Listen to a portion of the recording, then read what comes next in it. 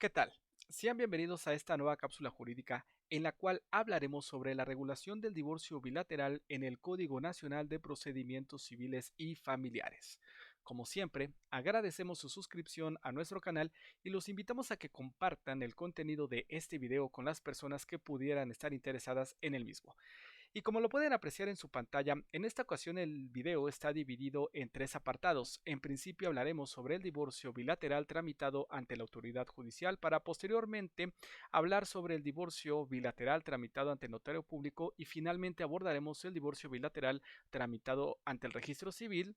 Todo esto de conformidad con el Código Nacional de Procedimientos Civiles y Familiares. Pero antes de ello, nos parece prudente hacer referencia, aunque sea de manera breve, a la publicación de esta legislación adjetiva. Y como lo pueden apreciar en su pantalla, el día 7 de junio del año 2023 fue publicado en el Diario Oficial de la Federación este Código Nacional de Procedimientos Civiles y Familiares, pero ello no implica necesariamente que la aplicación de esta norma fue inmediata, ya que conforme a los artículos transitorios contemplados en este nuevo código, la vigencia del mismo comenzará a partir de la solicitud que realice para tal efecto el Poder Judicial de la Federación al Congreso de la Unión o bien los poderes judiciales de cada entidad federativa a su respectivo Congreso local, siendo que el plazo máximo para ello es el día 1 de abril del año 2027. ¿Esto qué significa? Que el legislador al emitir esta codificación contempló la necesidad de que los poderes judiciales se prepararan y llevaran a cabo trabajos de capacitación de personal y también de infraestructura a fin de llevar a cabo una adecuada aplicación de estos códigos. Por ejemplo, la instalación de salas de oralidad, la capacitación de jueces, la capacitación de secretarios, etcétera, etcétera. Por ello, parecía apresurado que el inicio de la vigencia de este código y su aplicación comenzara de forma inmediata a su publicación. Y entonces prácticamente se le otorgó a los poderes judiciales, tanto el federal como los locales, un plazo máximo de 4 años a fin de llevar a cabo todos estos trabajos y comenzar con la vigencia del código. Pero también es importante tomar en consideración que el 1 de abril no es la fecha para que comience la aplicación de este código, no, sino que dicha aplicación puede variar en cada entidad federativa, de acuerdo a los trabajos que realizan para tal efecto. Por ejemplo, si la entidad federativa de Chihuahua considera que ha culminado de manera adecuada la capacitación de jueces, de secretarios y demás personal de su tribunal y también han concluido con los trabajos de infraestructura relacionados con la implementación de salas de oralidad, entonces podrá hacer la solicitud al Congreso local de esa entidad federativa para que el inicio de la vigencia comience antes del 1 de abril del 2027. Por ejemplo, podría comenzar el 1 de noviembre del año 2026 o en cualquier otra fecha, siempre y cuando los tribunales hagan esta solicitud en los términos que hemos comentado. Bueno, pues dicho todo esto, iniciaremos ya en forma con el análisis de este divorcio bilateral que está contemplado en el artículo 655 del Código Nacional de Procedimientos Civiles y Familiares.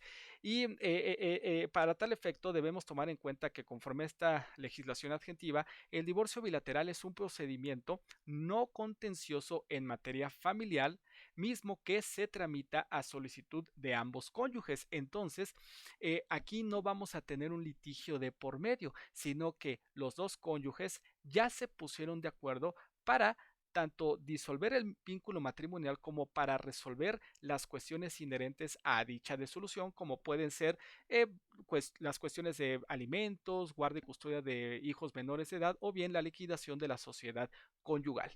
Y bueno, en este orden de ideas tenemos que el divorcio bilateral se puede tramitar ante tres instancias distintas, ya sea ante la autoridad judicial, ante notario público o ante el registro civil. Comenzaremos con el análisis del divorcio bilateral tramitado ante autoridad judicial. Y pues este consiste en una solicitud que debe ser firmada por ambos cónyuges y la cual debe estar acompañada además de los siguientes documentos: de la copia certificada del acta de matrimonio, esto para acreditar la existencia de la relación matrimonial de ambos solicitantes o de los divorciantes, y también se deben acompañar las copias certificadas de las actas de nacimiento de los hijos en caso de que hayan sido procreados por los divorciantes. pero además se debe acompañar una propuesta de convenio, la cual es muy similar a las propuestas que están contempladas en las distintas legislaciones que regulan el divorcio unilateral o bilateral, que también ha sido denominado como incausado y que se tramita ante la autoridad judicial.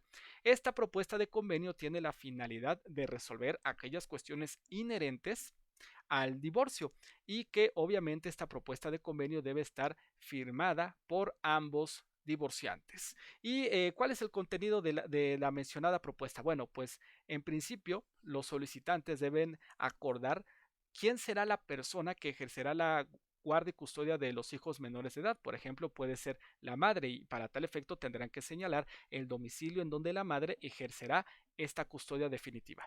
Además, se debe contemplar el régimen de visitas y convivencias en favor del padre no custodio, ¿no? Las fechas o el calendario en que se van a llevar a cabo estas convivencias, los horarios, etcétera. De la misma manera, se debe contemplar la forma de distribución del patrimonio que se encuentre sujeto al régimen de sociedad conyugal. Para tal efecto, tendrán que exhibir un proyecto de partición relacionado con la distribución de los bienes que forman parte de la sociedad conyugal, tendrán que presentar también un inventario, un avalúo de estos bienes y además tendrán que acreditar la propiedad de los bienes que conforman esta sociedad conyugal y para tal efecto, por ejemplo, podrían exhibir escrituras públicas de bienes inmuebles o tal vez facturas de vehículos, etcétera. También es importante destacar que si están casados por el régimen de separación de bienes, tendrán que presentar el proyecto de compensación económica en favor del cónyuge que se haya dedicado preponderentemente a las labores del hogar y al cuidado de los hijos.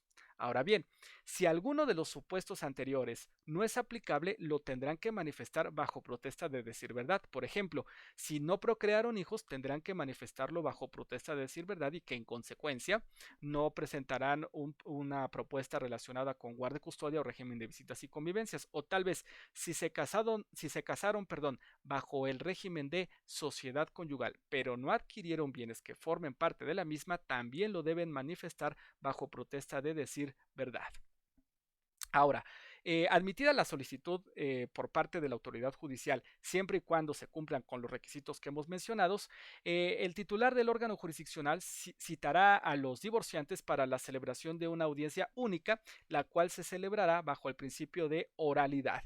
¿Y qué va a pasar en esta audiencia? Bueno, pues las partes ratificarán ante el juez la solicitud de divorcio bilateral y este último procederá a calificar la legalidad de la propuesta de convenio, es decir, que las cláusulas de esta propuesta no sean contrarias a la ley, al orden público o a las buenas costumbres. Por ejemplo, que no exista como cláusula una renuncia a una pensión alimenticia en favor de un menor de edad, porque sabemos que por disposición de la ley la pensión alimenticia es irrenunciable. Entonces es importante que el juez analice con mucha diligencia esta propuesta de convenio a fin de pronunciarse sobre si es legal o no la misma. Y bueno, en caso de que el juez considere que la propuesta es legal, entonces aprobará el convenio y el asunto será declarado visto y en consecuencia el juez procederá a dictar la sentencia correspondiente de forma oral.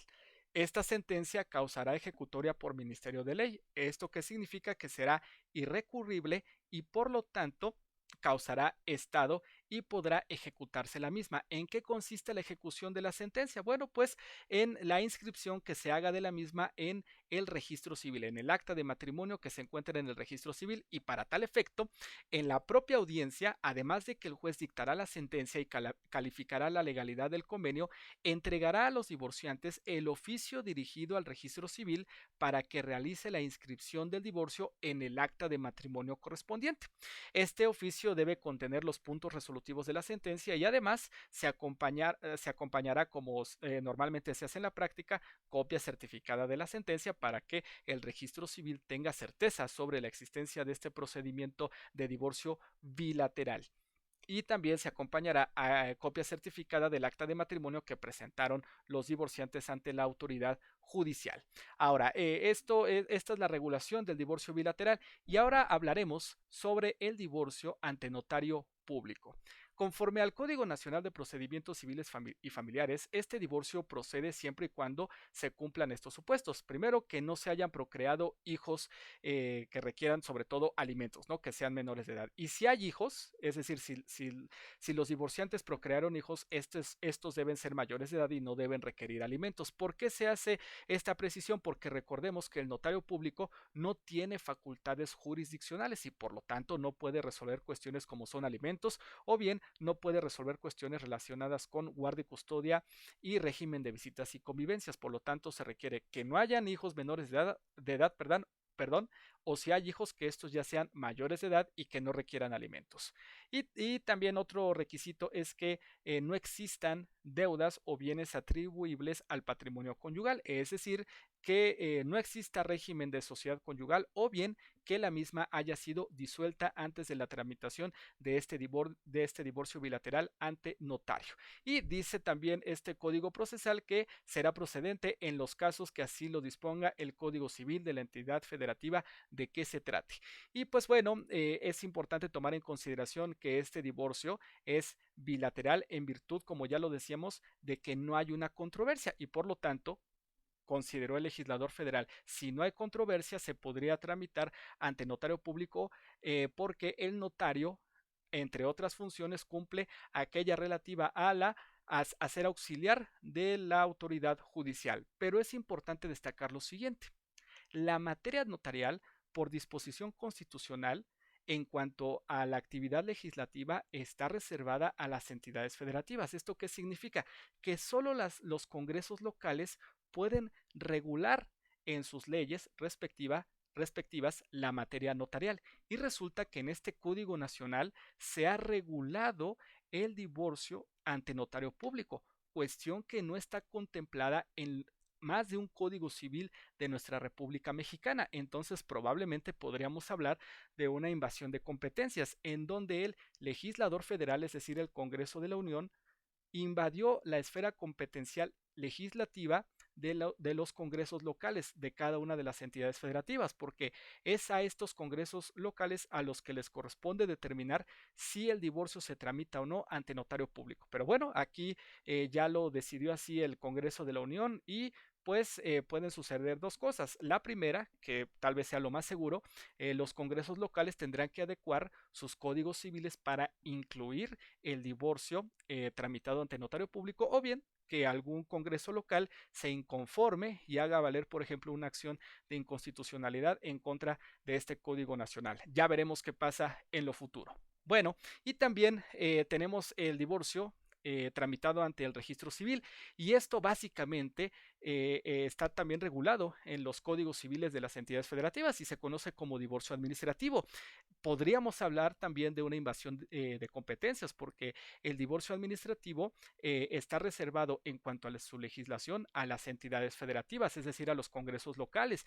Pero, por lo tanto, el Congreso de la Unión no tendría por qué legislar en esta materia, pero bueno, está contemplado en el Código Nacional de Procedimientos Civiles y Familiares. ¿Cuáles son los supuestos? Pues básicamente los mismos que están contemplados para el divorcio administrativo, es decir, que ambos cónyuges convengan en divorciarse, que no tengan bienes o deudas que pertenezcan a la sociedad conyugal, que no hayan procreado hijos o estos sean mayores de edad y no requieran alimentos y que no haya de por medio derechos alimentarios para hijos menores de edad o bien entre los propios cónyuges. Insistimos, esto ya está contemplado en los códigos civiles de las entidades federativas bajo la denominación de divorcio administrativo y por lo tanto es una facultad legislativa reservada a las entidades federativas. Podríamos hablar aquí de una invasión competencial del Congreso de la Unión. Insistimos, ya veremos más adelante si los congresos locales promueven algún recurso, por ejemplo, ante la Suprema Corte de Justicia de la Nación para que se declare la invalidez de esta legislación. Y bueno, con esto concluimos el video de esta ocasión. Una vez más, les agradecemos su suscripción a nuestro canal y los invitamos a que activen la campana de notificaciones para que estén enterados sobre nuestro nuevo contenido. Muchas gracias y hasta la próxima.